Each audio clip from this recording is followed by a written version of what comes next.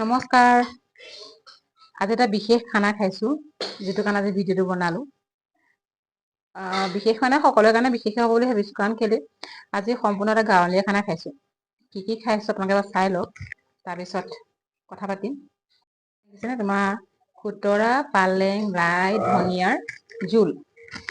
আৰু এয়া হৈছে তোমাৰ ধনিয়া, পালেং, বিলাহী আৰু পিঁয়াজৰ চাটনি।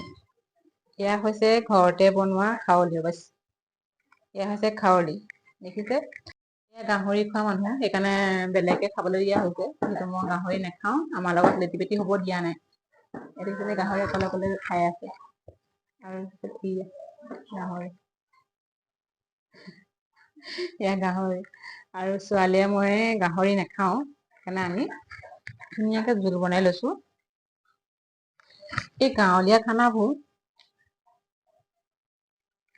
বহুত মানুহে আচলতে খাই বেয়া পায়। কিন্তু তাৰ মাজত যিটো গাঁৱত বাস কৰা মানুহে খাই বহুতে ভাল পায়। আৰু ময়ো মাছ মাংসতকৈ শাকৰ জোল বা শাকৰ ভাজি তেনেকে খাই ভাল লাগে। শাকৰ জোলেই হওক বা মাটি দালিয়ে হওক, খাৰলি মানে অমিতা খাৰ বা খৰিচা, যিকোনো ধৰণৰ অসমীয়া খাদ্যবিলাক, তোমাৰ পিঠাগুড়িৰ পৰা আৰম্ভ কৰি সান্দহ গুড়িৰ পৰা আৰম্ভ কৰি সকলো খানা মোৰ ইমানেই বেছি প্ৰিয়। যি কি নহওক, এয়া আজি ভিডিঅ'টো দেখালো। আপোনালোকে ভাল পায়নে মোক ক'বচোন। শাক খাই কোনে কোনে ভাল পায়। কিন্তু আজিকালি এটা প্ৰব্লেম হয়, কি হয় গম পায় নে? আপুনি যদি শাক চাক যদি বেছিকে খায়, বহুত বেছি গেছৰ প্ৰব্লেম হৈ যায়।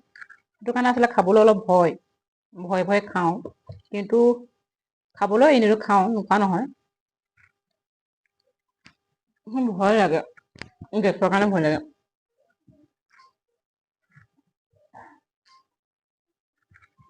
এইখিনি মই ভিডিঅ'টো শেষ কৰিছো। যদি আমাৰ ভিডিঅ'টো ভাল পাইছে, লাইক এটা কৰিব।